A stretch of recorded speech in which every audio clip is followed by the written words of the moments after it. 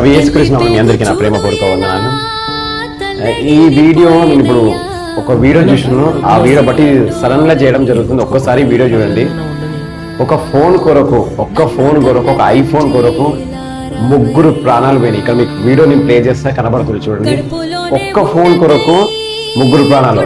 ఆ చిన్న ఇంటర్ చదువుతున్నంట ఆ చిన్న ఫోన్ కొరకు ఐఫోన్ ఇప్పియమని చెప్పి, నేను తిప్పియకపోతే నేను చచ్చిపోతా అని చెప్పి ఒక హిల్ స్టేషన్ పోయి, ఒక కొండ ప్రాంతానికి పోయి అక్కడ నిలబడి తల్లిదండ్రులను బెదిరిస్తాడు. ఇక తండ్రి ఏం చేసినాడు, సరే ఇక ఆ తల్లి ఏడుస్తుంటే సరే అక్కడ కొనకుండా కాబట్టి పోయి తీసుకొద్దామని చెప్పి పోతే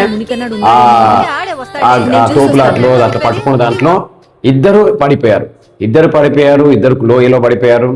ఇద్దరు పడిపోయారని తెలిసి ఈ తల్లి భర్త లేడు కొడుకు లేడని తెలిసి ఈ తల్లి తట్టుకోలేక ఈ తల్లి దుంకి ఈ తల్లి కూడా చచ్చిపోయింది. అంటే ఈ వీడియో నేను ఎందుకు చేయడం జరుగుతుందంటే, ఒక ఫోన్ కోసం ఒక కుటుంబమే నాశనం అయిపోయింది.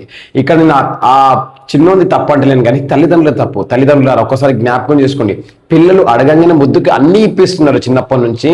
తర్వాత వాళ్ళు మన స్థాయి దాటిపోయి ఇంకా మనము ఇప్పియలేని కూడా అడిగినప్పుడు మనం ఇప్పియలేకపోతున్నాం. నిజమే.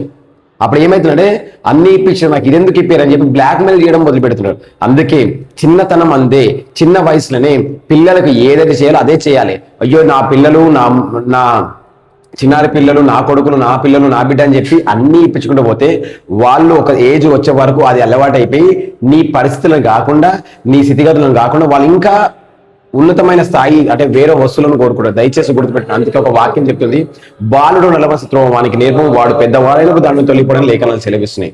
దయచేసి గుర్తుపెట్టుకొని మరొకసారి అందరూ తల్లిదండ్రులకి ఈ వీడియో షేర్ చేయండి. ఇలాగా ఎవరికి జరగకుండా అందరం కలిసి ప్రార్థిస్తాం.